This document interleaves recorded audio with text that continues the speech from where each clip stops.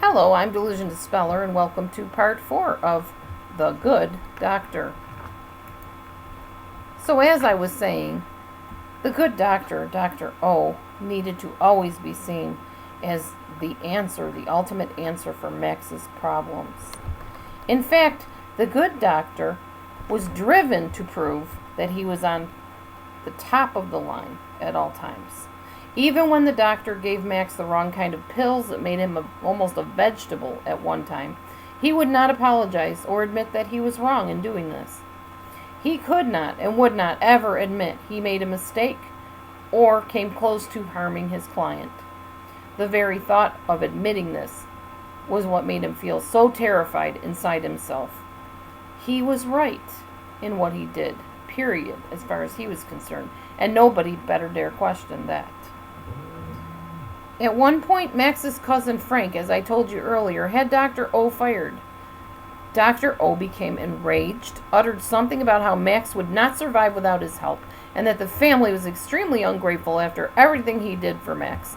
He slammed his fists on a nearby table, sending a glass toppling to the floor and shattering, and then Dr. O stomped off, slamming the door behind him so hard that the walls shook, along with all the hearts of the onlookers. Dr. O would crumble without being able to control Max and hear the family's gratefulness for the wonderful things he's doing.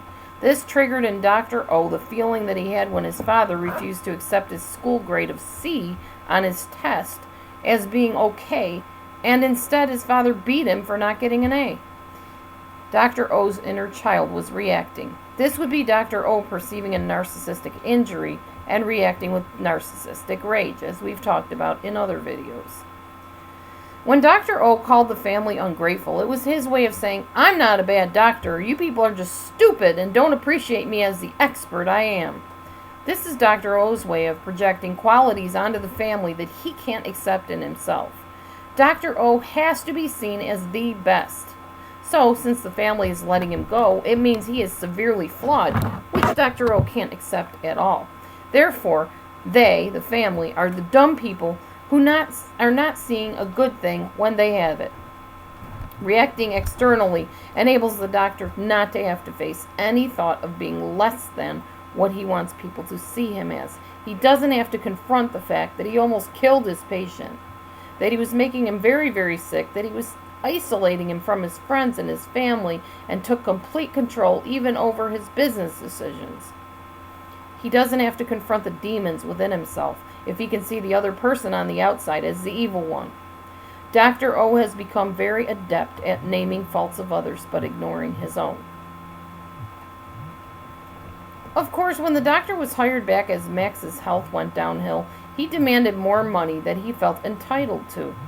He also demanded to be a larger part of Max's career as it took off, and to have his name added to the performance roster to be presented with public awards for his wonderful choreography, which he had now taken over after he convinced Max to let him design his future dance routines and quit with the instructor he had had for years. This, of course, we know as entitlement. When Max was invited out to meet with the public, who adored him for his dancing, the doctor often jumped into the conversation, putting words and responses into Max's mouth, saying that he taught him everything that he knew. Sometimes the doctor would be so candid about private matters regarding his and Max's close relationship that it humiliated and embarrassed Max. Dr. O felt no shame and ignored Max's rebuttals for sharing things that he chose not to in public. The doctor berated Max as being too sensitive or touchy. He reminded him constantly that if it wasn't for him, where would he be? This story, fortunately, does have a happy ending. Eventually, Dr. O lost his license to practice, and Max was given a new caregiver since his brain ended up quite a mess from all the unorthodox drugging by Dr. O. Max's career lasted as long as it needed to so that he could become financially well off, and his family learned a very important lesson. It is hard for people to avoid narcissists, as they end up in top positions very often, and have supporters who will vouch for them, even when they're crooked or dangerous in their practice, like Dr. O was. Dr. O got away with what he did because Max's family didn't know how to help him. when he started spiraling downward, and the doctor indeed seemed to be an asset at first in Max's recovery.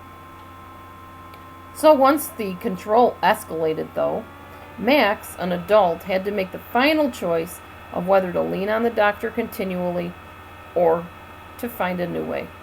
It was a good thing his girlfriend stepped in and took charge along with Max's friend and held Dr. O ultimately accountable. This is why I always tell you not to keep the secrets, to tell a safe person, and to get out if you safely can. When a person is ill and the caregiver is narcissistic, it's doubly hard to get out. Do the best that you can to free yourself safely. I'm here to help where I can. I care.